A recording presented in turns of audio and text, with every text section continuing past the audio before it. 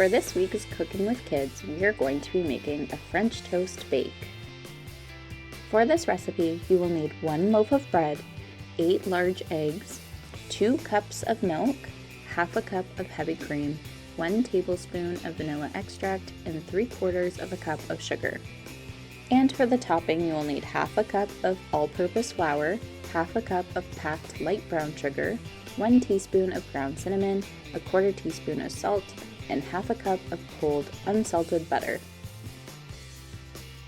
To start off, we are going to be cutting our bread into 1-inch cubes.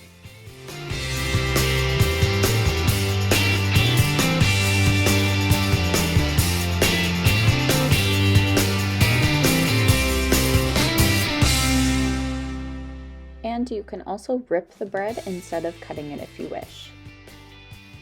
Now we're going to lightly grease our dish. We used some olive oil for ours, but you could use butter or any sort of oil of choice. Now we are just going to evenly scatter all of our bread pieces. Add 2 cups of milk to a mixing bowl.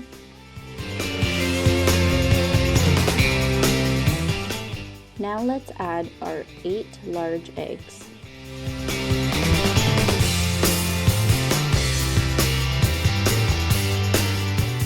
Add half a cup of heavy cream. Add 1 tablespoon of vanilla extract.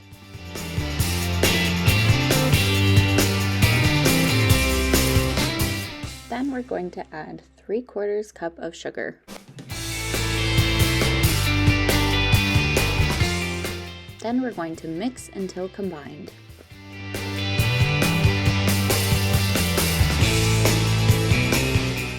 Take the egg mixture and spread it out evenly over the bread.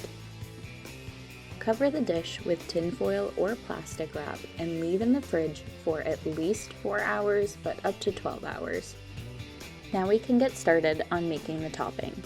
Let's start off with our half a cup of cold unsalted butter, and we're going to be cutting this into pieces.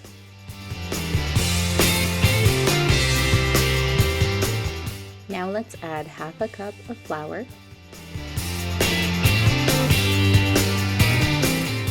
and add half a cup of packed light brown sugar.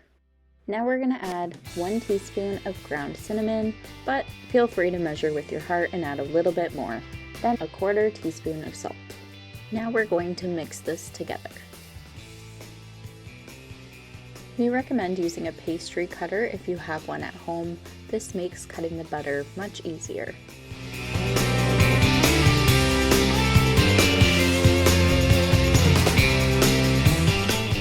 And just like the bread mixture, we are also going to cover this and let it sit for 4 to 12 hours.